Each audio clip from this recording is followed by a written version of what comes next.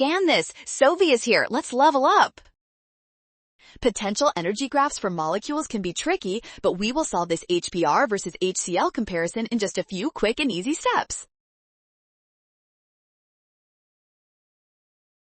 First, we must compare the atomic sizes of chlorine and bromine. Since bromine has a larger atomic radius than chlorine, the equilibrium bond distance for HBr must be significantly longer.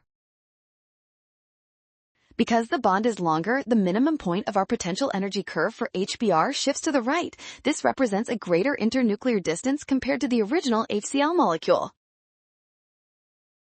Finally, the HCl bond is stronger than HBr, so the HBr curve must be shallower. This confirms that option A is our correct graph.